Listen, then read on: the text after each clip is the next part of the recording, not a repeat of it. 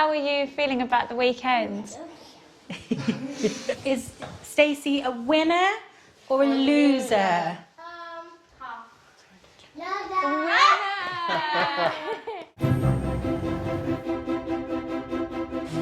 I'm Stacey Dooley. Stacey! And I'm packing my bags for some more sleepovers. I'll be coming out of my comfort zone. Imagine if I fall to my death in Scotland. To spend the weekend in the homes of Britain's more extraordinary families. You lead! I follow. You've likened feminism to cancer.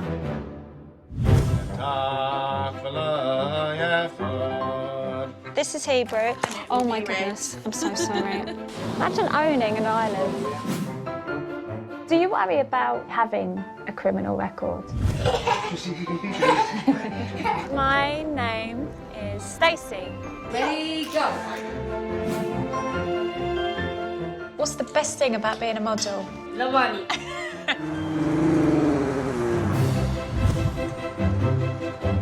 Pumas don't belong in the UK. Oh my God! I really didn't anticipate this.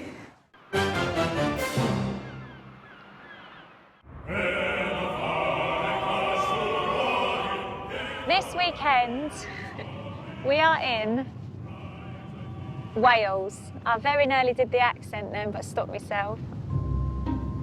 I'm on my way to meet a family that have 2 children with disabilities.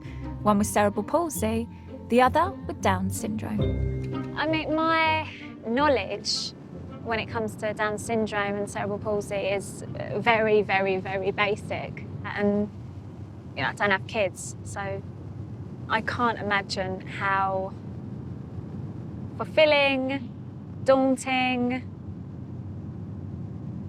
it must be. So to be able to sort of pull back the curtain and ask the family, you know, show us what's involved, show us what life's like. You know, I'm really up for it. Hello, everyone!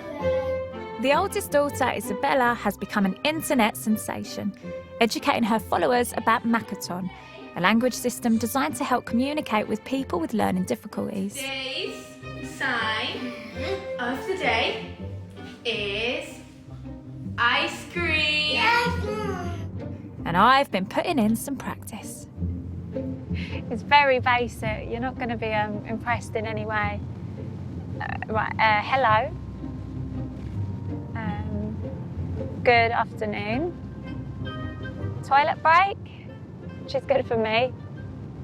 My bladder is the size of a newborn. I hope he doesn't look at me and think, what on earth is this strange woman doing? It's around 6 p.m. by the time I reach the family home in Bridgend, South Wales.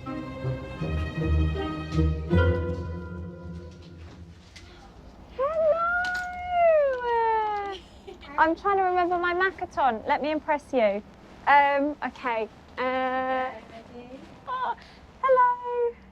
My name is Stacey. Yeah. My name is Lucas. Hello, And how old are Angel. you, Lucas? You're 8. Eight. You are 8 too. I'm not going to tell you my age. I haven't got enough fingers. Your house is lovely. Parents Dom and Kellie have 4 children in total, as well as Lucas. There's 14-year-old Isabella, 10-year-old Alexander, hello, darling, and Indiana, who's 7. So Indy's kind of the shyest one of us all, but actually she's not shy at all. So Just takes a little while. she's a slow burner, yeah. Yeah. Are you okay? Yeah. How are you feeling about the weekend? Is Stacey a winner or a loser? Half. Winner. Lucas, do you want to show me your bedroom? Yeah. Go on then. I'll follow you. Show her. Can you come with me? Just in case I need your expertise. This is where Stacey's sleeping. Is this normally your bedroom? Yeah. I'm so sorry I've turfed you out for a couple of nights. I'll keep it immaculate. I'll keep it lovely for you. Great.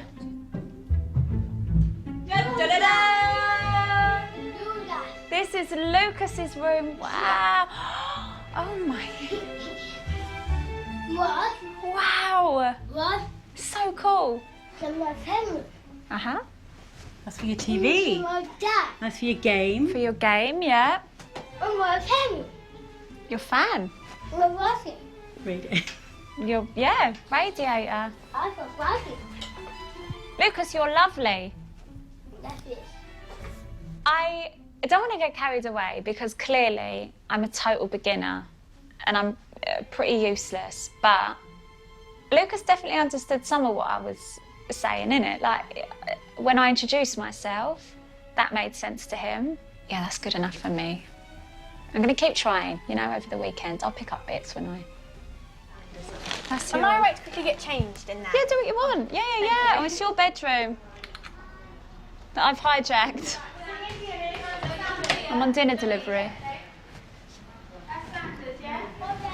I've got curry coming. But my arrival has meant dinner time is running late.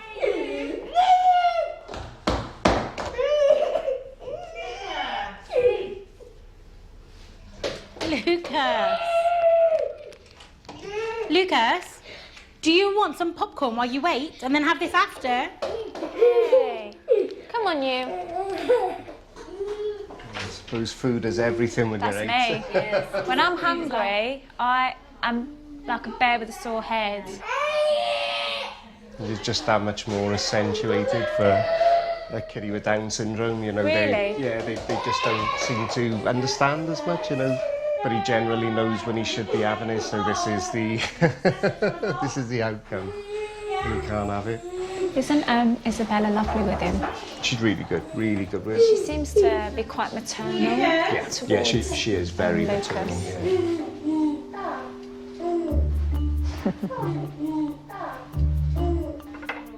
Are you happy now?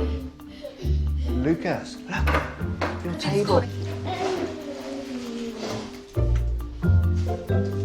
So is this fairly standard for Friday night? Whole family together, takeaway? Friday night, we'll try and sit at the table, but it's so hard when Lucas likes his own little space and to watch TV. And The boys get on quite well. They do. considering they're either ends of the spectrum, Alexander's quite neat, tidy, where Lucas likes chaos, you know, and yeah. Is there anything I need to be mindful of when sort of interacting with Lucas and Alexander? We try and treat them as typical as possible. Yes. You know, like any other child. I mean, obviously you've got to make adjustments. Sometimes he'll be your best friend, other times he'll be like, wait. I've had enough of you. Are you strong? Whoa! This one, yeah. And how did Lucas learn Makaton? We taught him the basics at the beginning, but I would say the main bulk of it has been Isabella. Which is so impressive. So your Makaton is probably the best in the family. Yeah, I would say. You're being modest. Dom's probably the worst. You're the worst. Makaton. Just because. Well, lucky for you, I've arrived. Dom, thanks, mate. Thank you very much. Oh, it's okay. Where's the bit? Shall I... Oh, so just leave it on the side. Are you sure? Yeah. 1, 2, 3, go. Jazz hands. There. I love that hair. You've got red hair like me. We love that hair. Good. Such a good boy. Oh, Dada. Santa, just getting changed. See if you can beat him. Just see if we can beat him. Quick, quick, come on. Quick. See if we can beat him. So when it comes to getting dressed, Lucas needs assistance, or sometimes he can manage on his own? We say he wants to get himself dressed. He put his T-shirt on himself, and you've got to adjust, put everything on back to front, you know, that type of thing. So, Do you imagine Lucas will always require assistance when getting dressed, or...? I hope not. I hope he will be able to do it all independently. I think he will, to be honest, because he seems to be going in that direction, you know. Spin round.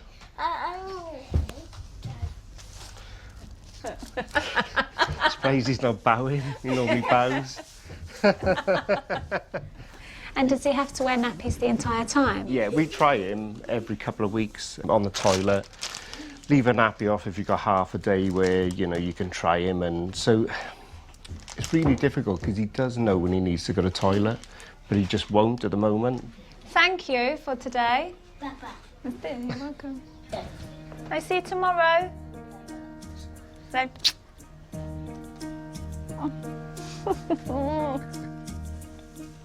Right, I'm off.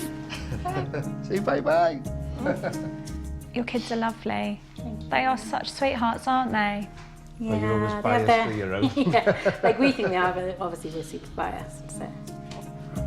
For a child with Down syndrome like Lucas, the presence of an extra chromosome means that they have some level of learning disability. I'm curious to know what effect this has had on Dom and Kellie. I wonder if you would tell me a bit more about how you found out that actually our Lucas has Down syndrome.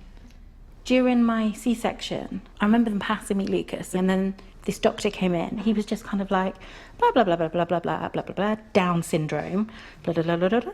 And I looked at him and I thought, it's because they've given me drugs. What did he just say?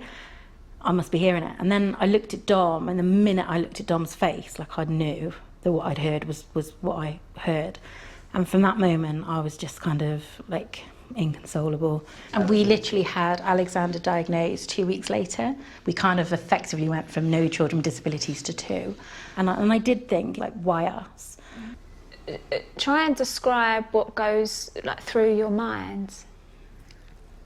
I was thinking about Lucas. I was also thinking about what people might think. For me, it was the initial shock was the aspirations you have for your children, that they could achieve anything and they can be footballer or, you know, fireman, astronaut. But Lucas had limitations because he had Down syndrome. Already he's gonna be at a disadvantage because of the way society's rigged up, I suppose, because, you know, their intelligence is never going to be as high. And so I think for me that was the initial shock, and we talked about it and said that we were really like disappointed in ourselves, that we cried. Yeah. And I think it was not being prepared. Regret. We would have times, even probably up to, I'd say, about a year and a half, you suddenly well up, kind of, it just catches you. When did you stop crying? When did you stop? Is mourning the right I suppose we discussed that. It is like mourning. You kind of mourn for the child you expected to get and didn't get. What I think is really admirable about the pair of them, actually, is they're quite frank, they're quite matter of fact. And I think sometimes there's a temptation to, everything's fine, we are great, this was never a problem. That's just, it's not true. I mean, he's not at the stage yet where he can dress himself. He still has to wear nappies, and Dom is saying we don't know what to expect going forward, but we'll take each day as it comes. I wonder if in the back of their minds they're thinking, will this continue through his teens into when he becomes an adult?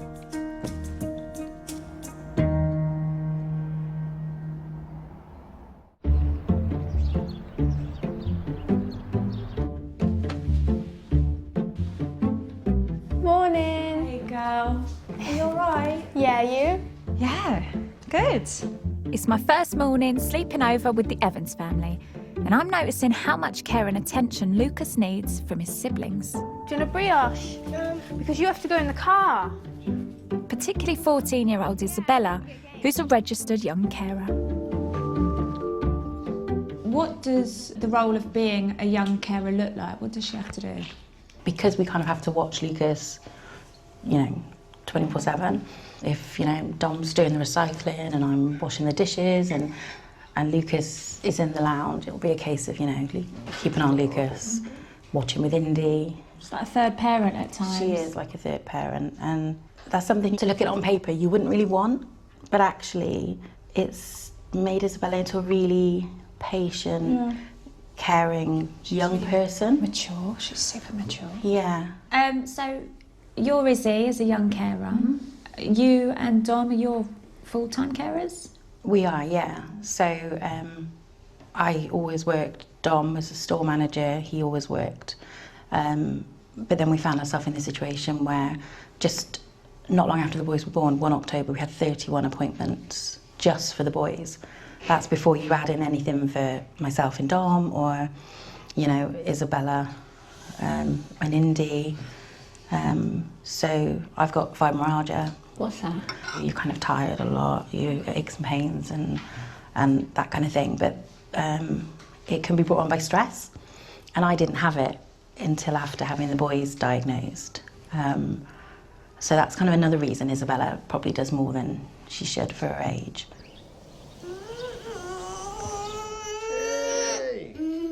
There we go. No.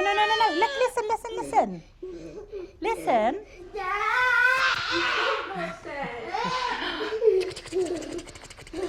You know what's so impressive is how calm and how lovely you all are with him, even when he's really angry and really I suppose, frustrated. if you got angry yourself, it's not a very good lesson to teach the other kids. For us, it's just a couple of times a day we'll have these little things. And Really, that feeling? yeah.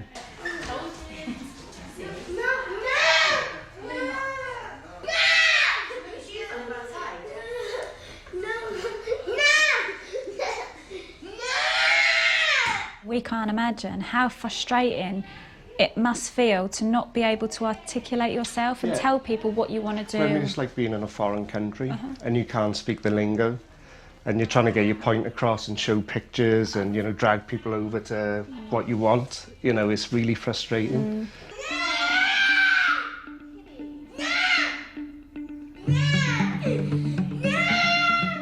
To help communicate with Lucas, Isabella started learning Makaton when she was just 8 years old. You gonna press the button? Yeah? This is quite the setup, It's quite professional, isn't it? The green screen, the light. She began filming the videos for social media, and she now has a combined 350,000 followers across her various platforms. Hello everyone! So today's sign of the day is friends. And Lucas, where's your friend? Stop. Is she over there? Hello. My name is Stacey. It's Stacey, your friend Stacey. So are you gonna sign friends? Stop. Yeah. Say bye-bye. Good job, mate. Hello, everyone. Despite her success, I can't help but think she's had to grow up faster than an average teenager. You're a 14-year-old girl who, you know, you've got a lot going on, you know, hormones, etc. You should really be locked in your room, you know, kicking off, and you are just so selfless. But you are. I think, you know, what's really tough about being a young carer? I think it's just maybe like, not all the time, but when you kind of do want your own space, because maybe you've been around Lucas and Indy all day, you kind of just want that chill time, and you're sat there, you're like, 5 minutes, and they're knocking on the door, Izzy, can you help me? I'm like, I just sat down. But even when you do chill, you still have that, you want to be around him because you don't know what he's doing. Yeah. Like he's in the kitchen, water's everywhere, like you just have that in the back of your mind that you don't know what he's doing, and that kind of panics you a little bit. So I kind of feel like I always have to be there just for me to feel a lot more chill because I know what he's doing. Yeah, so you feel responsible for him. Yeah. And it's like 24 hours, right? Yeah. Yeah. I mean, it sounds like your platform, Isabella Signs, feels quite empowering and sort of overall quite positive. But the internet itself can be horrendous. It can be a really toxic place. Do you experience any of that side of it? Well, we have been quite lucky that I don't think we've really experienced it, but even though we haven't so far, you never know what someone's going to type overnight. Like when I go to bed, I have that worry, and as soon as I wake up, I have to check my phone to make sure that there's nothing on there that I can just quickly delete, because in my mind, I'm like, oh, what is someone going to say? Because you have no control of what people are going to say. You know what teenage boys are like, they say stuff without even thinking, and they don't necessarily mean it at Lucas, but they would just say something, I'd overhear it, and I'd have to go over and say to them, like, I know you love Lucas, so I know that you don't mean any harm, but saying that is kind of, even if you weren't directing it at Lucas, it is still quite offensive, and straight away they'd be like, oh, I'm so sorry, I wasn't thinking, I didn't mean it. So you do have that, like, you're always listening out as well when you're out in public for people to say stuff, because you're ready to like be like, why would you say that?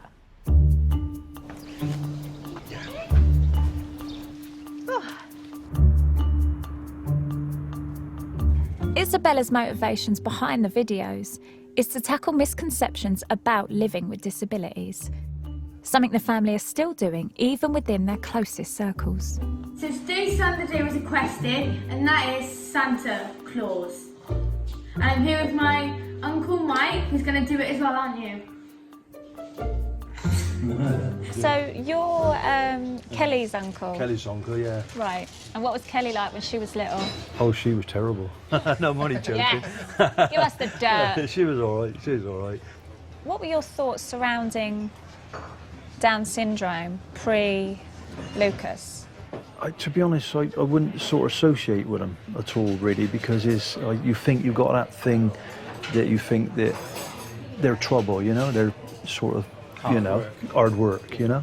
I mean, people sort of try to keep their distance, because when you see somebody that's handicapped and is walking around or something and they're shouting or whatever, you get a little bit worried that you don't want to get involved in. You feel that, that if you get involved in, it might cause a problem, you know. Was that problematic for you? Have you two ever clashed? No, but I'd say we've like educated Mike a lot. Along the way, and even even now, I'm not going to lie, some of the way he tells it is kind of, the terminology is different than what I would use, and I think he knows, like, he probably has a long way to I've go. learned a lot, actually, But I'm really proud of the progress Uncle Mike has made, but I have had times when I've tried to kind of pull somebody to the side and just say, I'm not sure if you realise, but that's not, it's not really a great word to be using. That's something you've had to do personally? Yeah, and some take it really well and like, oh, I'm so sorry, I just didn't even think, or I don't associate with that, so it just didn't cross my mind. But there has been people that have got really funny, like, well, I didn't mean it about Lucas. And it's like, it doesn't matter if it's not intended to be about Lucas. The fact that you've said it's it. out there and you said it. And tell me what your first impressions were when you found out that Lucas had Down syndrome. I just took him as a normal person. To me, I'm just like that, really. To be honest, he's no different to any other person as far as I'm concerned. But you've got to treat him in a different way, because you think they understand like a normal person, but they don't. So you have to try and work it, a little bit different. I think you've kind of learnt from Lucas as well, though. That I've learnt a lot from Lucas and Alexander. He can do so many things. Yeah. He's not useless. Two different forms of disability, with Alexander and Lucas, but they're both, got their own problems. But you have to have a lot of patience. You've got, like I said, you've got to take 2 steps back, really, and sort of listen to them and just deal with it, I think Mike really was quite exposed and he was quite honest. And there's real misconception when it comes to what people who have Down syndrome are like. But I think instead of ridiculing people, you have to sit down with them and calmly try and educate them. And I think how he's learned is he's fallen in love with a little boy who has Down syndrome.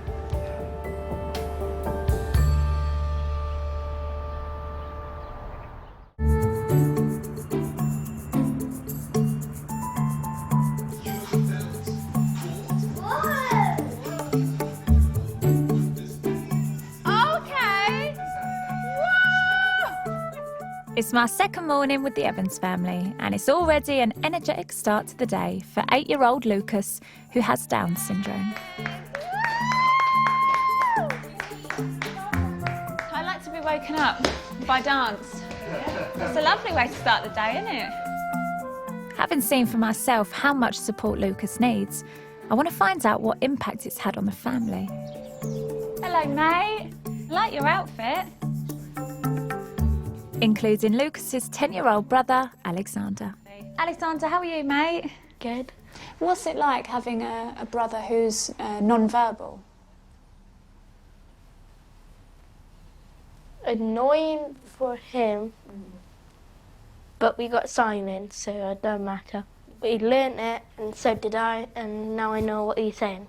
Really, I think the trouble you have, Alexander, is because he's got limited use of the one hand, he can't articulate the signs properly.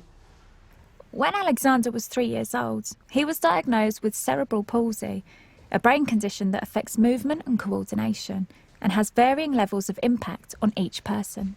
I wondered if I could ask you a little bit about your condition. It's cerebral palsy, is that right? Are you happy to talk me through what that means? Not exactly what it fully means. Well, you don't, but what does it mean to you, though? Half my brain don't work. Half your brain doesn't work. To which side does it affect? Can you tell, Stacey? It's your right side. I think he's right-handed, Alexander, so you've had to teach yourself to write with your left hand, haven't you? Mm-hmm. Yeah? Oh. So he's adapted really well. I mean, he's surpassed our expectations where we thought he would be at this age. How does it affect you day to day? Are there things that you can't do? Are there things that you're really great at? Day to day, I notice shoelaces, stuff like that. You know, it's the simple little things. Because it affects your coordination and movement. There's one law upstairs, but I'm not going to say it. One law. What's the law? You know. Well, no drinks upstairs. Yeah. Uh-oh. That's my fault completely. I'm really sorry. I'll take it down as soon as we're finished.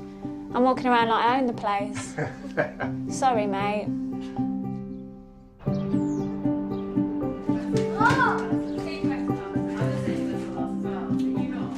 Oh, if it goes on the floor, he eats it off. He's in a cinema. Oh, you missed one, look. You missed one. Oh. That's mine. That's yours. That one's mine. Good boy.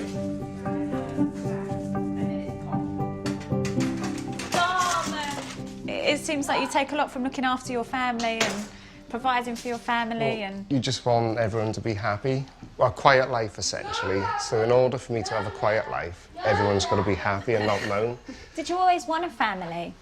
I never envisaged myself with any kids. I never envisaged myself. Got no. mad.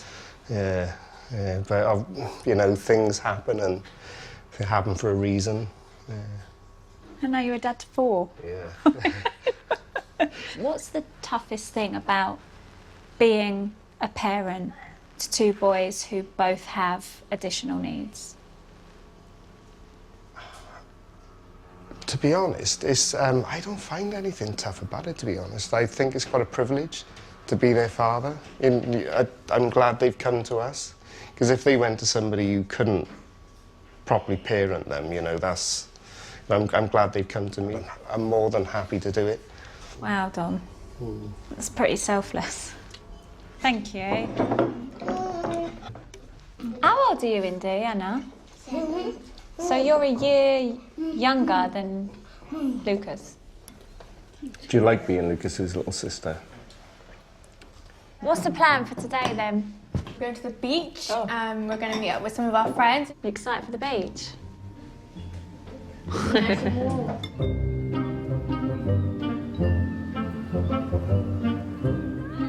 The family have brought me to the nearby beach in Porthcawl. Lucas, Come and see. there's your name. No, it's Lucas. No. Lucas. No. Oh, Lucas. Oh, mate, you're killing me. Henry's coming soon, so don't worry. Henry! Henry! We're here to meet one of Lucas's best friends, Henry, and his mum, Tanya. Hello. My name is Stacey. Henry. Henry. Great to meet you. You're cold. Cold, isn't it? Chilly. So how long have Henry and Lucas been pals? So they've probably known each other for a couple of years now. Did you know that your Henry was going to have Down syndrome? No. So we didn't know in pregnancy, and it was quite a surprise when he was born. And I'm not going to lie, we were pretty floored for a while there. Do you worry that if the medical experts, etc., if they had known that Henry was going to have Down syndrome, they might have given you legit information that would have made you and your partner think, actually, maybe he can't have a fulfilled life, and so maybe we should terminate? Yeah, and that is what happens. You know, there was a survey done not so long ago that women, when they had a conversation about a prenatal diagnosis, within the same conversation of being given that news, they're offered a termination. And termination is often offered at every single appointment if you decide to keep your baby right up to birth. And that's quite a pressure to be put on you, and you must wonder what on earth your life is going to look like when you're offered that continuously. The reality is that we are living it, and everything's quite great, thanks. So it's just making sure that people get every side before they make that decision. You're having a nice time? Yeah. Yeah? Do you like the beach? Yeah. Is it nice to see Lucas? Yeah.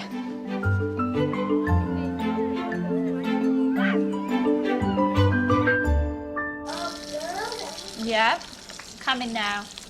Thank you. What do you want me to look at? These stones! Oh, come on then.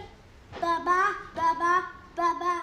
Back at home, communication with my new pal Lucas is going from strength to strength. From the beach. Did you have a nice day? Yeah. Yeah. Right, get in the covers.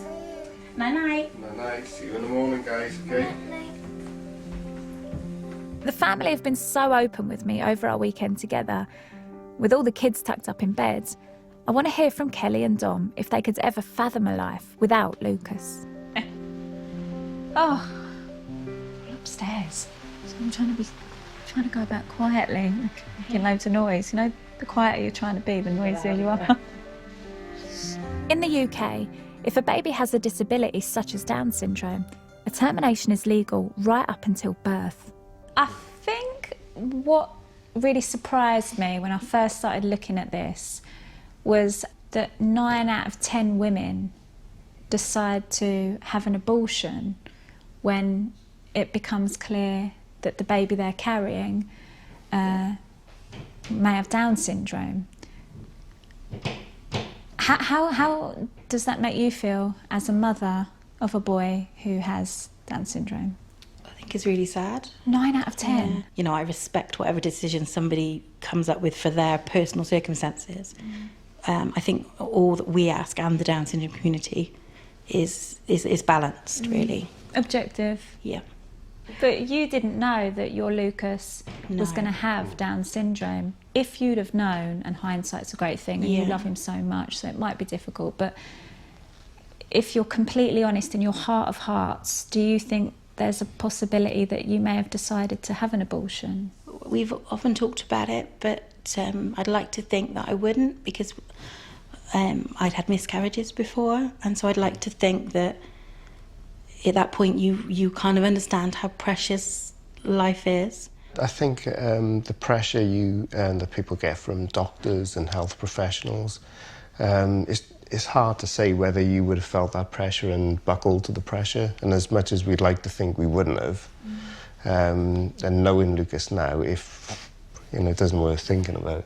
When you were pregnant, it was invasive, so they would have to sort of stick something in you through the placenta to determine whether or not your child would have Down syndrome. Yeah. There's been medical advancements, etc., and we're now in a position where it's looking like women will be offered a blood test, which is a lot less intrusive. Yeah. More people are going to do that, which means more people are going to have abortions, which means we're going to end up eliminating babies with Down syndrome. Yeah, it is worrying, definitely. There's been some countries that have tried to pass a bill for the people that don't, so people like us that found out after birth, that they were trying to pass a bill that you could terminate even once you've had your baby, because they felt that you should be given the same choice as somebody who was pregnant and found out. So how could you terminate after birth? Well, it would be infanticide. And we were amazed, absolutely amazed.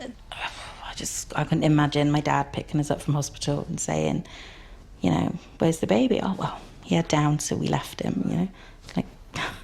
Like I was so in love with him just when he was in my belly. I couldn't...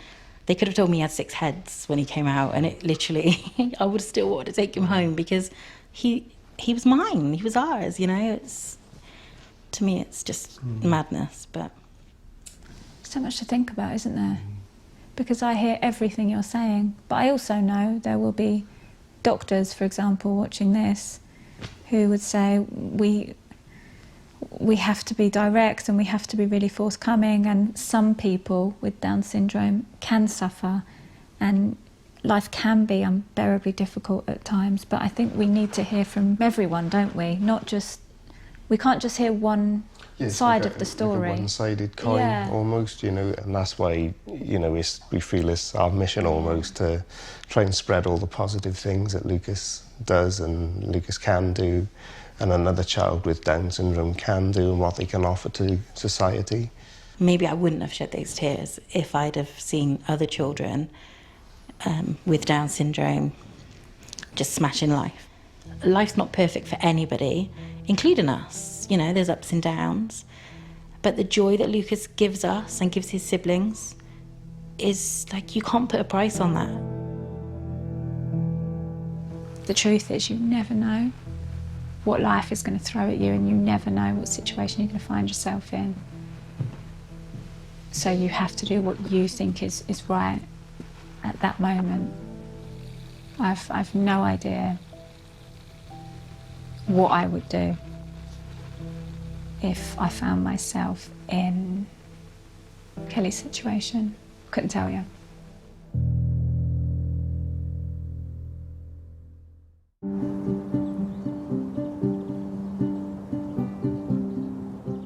It's Monday and my last day with the Evans family. So we're gonna do our Show Me 5 song. Eyes are looking, ears are listening, mouths are closed. Dom has brought me to see what school life is like for Lucas. Show me 5, show me 5. So this isn't a mainstream school, it's a bit more specialised.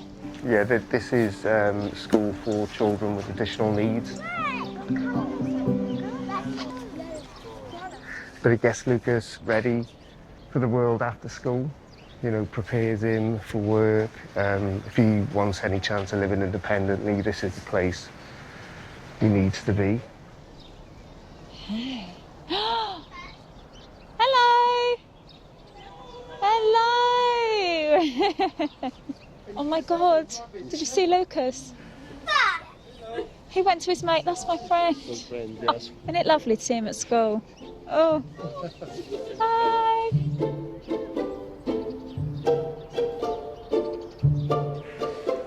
Despite the support Lucas is getting, I can't help but wonder how worried Kellie and Dom are for his future. What do you hope for? What do you think is possible realistically for your Lucas when he's in his 30s? It's hard to tell, really. I mean, independent, really. Yeah, at the end of the day, you want him to be happy, whether he's living independently or living with us. To get a job, it'd be nice for him to have a little job, and there's definitely a potential for him to, you know, have a good life. On life expectancy, are you worried about what's going to happen with Lucas when you're not around anymore? Like all our children, we hope he lives a long and happy life, but I kind of feel safe in the knowledge that he's loved by all his siblings, and I feel that, you know, goodness forbid that we went around, overall Lucas is very loved and he loves his siblings. So I think it's okay. As it stands now, he's always safe and he's always loved and he's always protected. Does it riddle you with nerves, the idea of him being independent and taking the bus? Yeah, it terrifies me, I've got to be honest. Yeah, I think not because we don't think he could manage it, but just, I guess, other people, you know, not everybody's nice in this world. Is it realistic to hope that he may someday be able to have his own family and children? Boys with Down syndrome are typically infertile. Ask you about this. Is that, how much truth is there in that? Generally, there's a couple of occasions where people with Down syndrome have had babies, but they're very few and far between. But there's no reason that, you know, Lucas, you know, can't find somebody down the line. But do you worry, because he is so innocent and he has been so loved and so adored and so sheltered, about things like genuine consent, for example? Yeah, I suppose it's, I guess it's one of because those... he's little, it's not something we've had to think about. It's one of those too things much. we'll tackle more when the time comes, I think. I'd like to think that he wouldn't let anyone get the better of him. But that's not to say that somebody couldn't manipulate him down the line. But for me, it's just about Lucas being happy. And just that he's got a little partner in life, really. Oh, I know. A little companion. Yeah. Who he fancies. And he can have a snog every now and then. I know. And you know, we're not experts. We're just doing what we can as we go along, and you know, it might not always be right, but it's just how we're getting by, you know. Yeah, I think that's probably every parent in the UK. Winging it.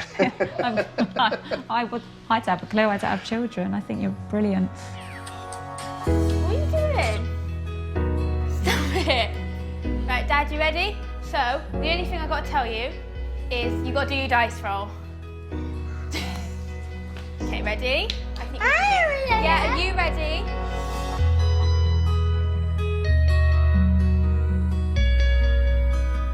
I'm going home. I think it's been massively worthwhile. I've learnt loads. It's forced me to think about something I wouldn't have thought about otherwise. We've heard from Kellie and Dom that there have been really dark times where they were inconsolable, but there have also been moments of total euphoria and excitement and pride and love. And I think, you know, there will be other parents with kids who have Down syndrome or cerebral palsy, and they might feel completely overwhelmed or terrified or confused. And I think that's what drives them to be so candid.